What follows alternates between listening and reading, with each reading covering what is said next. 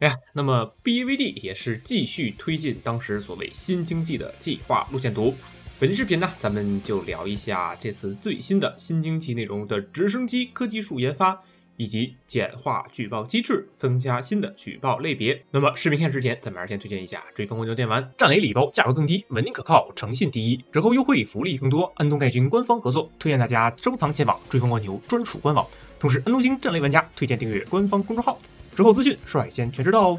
OK， 回归正题啊，那么 BAVD 开发团队现在也是致力于参照玩家的反馈，不断对于游戏进行改进工作。那么咱们之前视频里面当时是看拆包，当时是有着陆战坦克就可以研发直升机，它这个对应的文本内容，并且呢也是在仅限于官方的人员之间做了测试。那么现在的话是正式的实装到游戏之中。咱们所有玩家都是可以进行所谓直升机跨军种研发的操作功能了。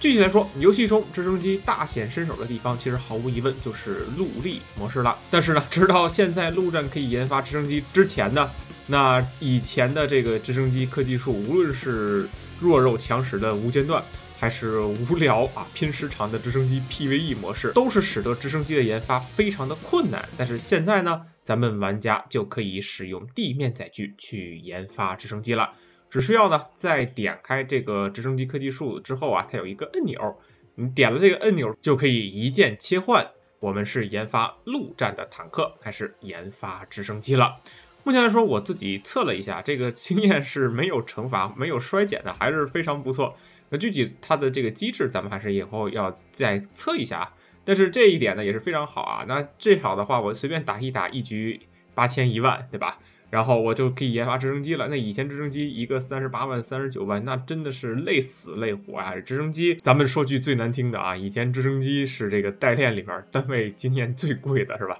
海战因为有脚本是最便宜的，直升机所以说是最贵的。那现在呢，直升机的价格基本上就跟陆战坦克一样了，因为我们可以一键切换。当然也不排除 BAVD 今后会不会搞一些恶心的操作啊，比如说我陆战研发直升机打个折扣，比如说都是顶级车研发顶级飞机，或者次顶级礼包车研发这个次顶级的直升机，它会不会给你打个折呢？我觉得按照 BAVD 的吃相按照以往的 BAVD 吃相来说，这个确实是有可能的。所以说呢，也是考虑要不要在这个版本更新之时把没研发的直升机全都研发掉了。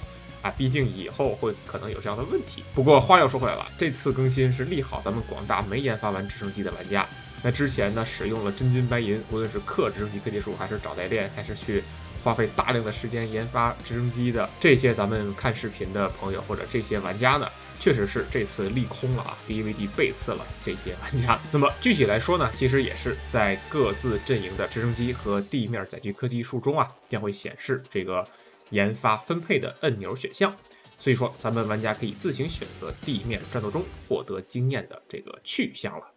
如果说咱们玩家启用陆战研发分配模式呢，则地面战斗中所有的研发点都将投入到陆战。如果说玩家呢点开了这个给直升机划拨、给直升机分配，那么咱们的所有经验呢就会划拨在直升机之中那这个还是对应国家，美国研发美国，中国研发中国，咱们大家一定要注意。那么再下一个呢，就是举报机制简化，增加新的举报类别。因为在此之前呢，如果说玩家想要举报另一名玩家的这个恶意言行脏字骂街，所以说呢，玩家需要在举报页面详细的填写对应的信息内容，以便让游戏关联进行检查。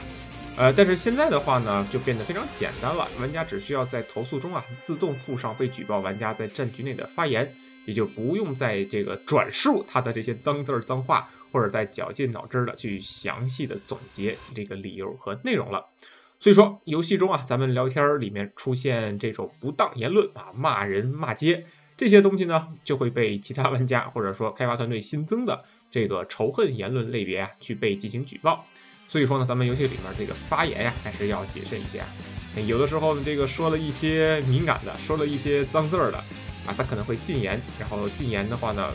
这个再次犯的话，他就会时间往上叠加，犯的最多的话，可能也会被直接封号那这个东西，咱们账号安全还是第一嘛，这个也是说了这么多了。OK 那咱本期视频呢，最后还是进行一下总结。在新经济里面呢，咱们本期视频聊到了直升机科技树，现在是可以用陆战坦克去进行研发了。这一点的话，对咱们广大普通玩家呀，是一个非常利好的事情。我个人也会考虑最近就先把直升机研发完吧，以后呢，指不定会有个变数。那么第二点的话呢，就是咱们游戏里面呢一定要谨言慎行啊，尽量不要是什么骂人、脏字这些东西，万一被人举报了封号，无论是游戏里面的聊天系统被封禁，就是禁止聊天，还是说游戏的登录界面啊直接被封禁登录，这些对于咱们玩家来说都不是什么好事情啊，咱们一定要谨慎。OK， 那咱本期视频说到这里，我们下期视频再见，各位拜拜。